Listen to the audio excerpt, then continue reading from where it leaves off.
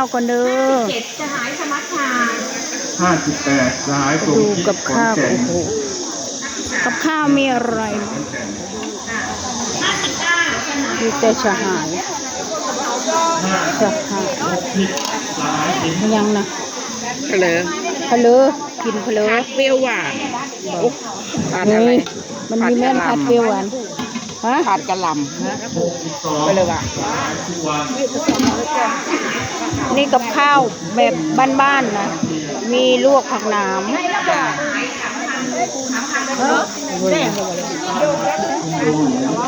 ใครอยากกินก็กินแกงไก่บ่แกงไก่ผัดเปรี้ยวหวาน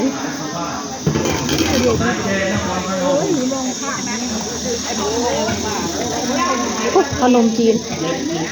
เยอะแยะ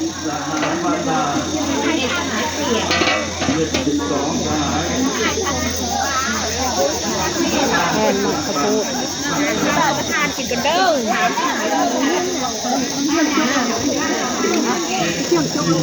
ะคะคุณหลังนี่หน่อยไปเชื่อมคิด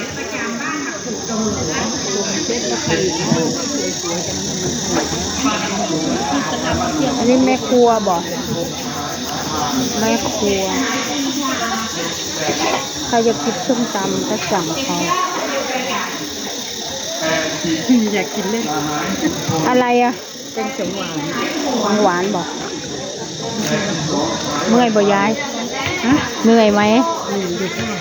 มากี่โมงตั้งแต่เช้าเท่าไหร่ทำมาจากบ้านด้วยบอกตั้งแต่ตีหนึ่งเนาะแกงเขียวหวานใส่ขนมจีนเนาะถ้าอยากก็มากิน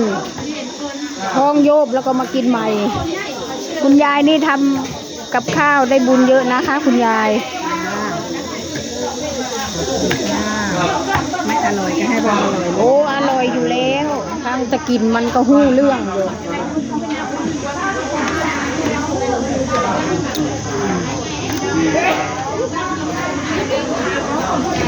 เขาจะเลิกกี่โมงอะไม่รู้ อ๋อบ่ฮู้เนาะไม่รู้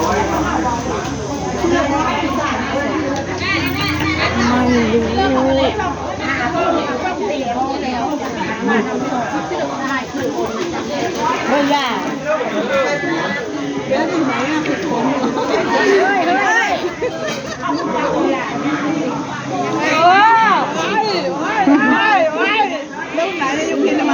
เท่าลายทักทายกันแล้วใครนะที่ใครนะที่เป็นใครที่เป็นนักเรียนน่ะ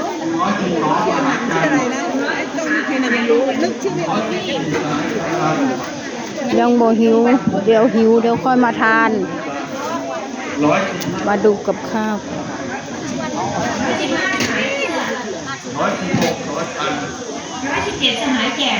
118สอพี่รุน119สหายเรนู120สหายใ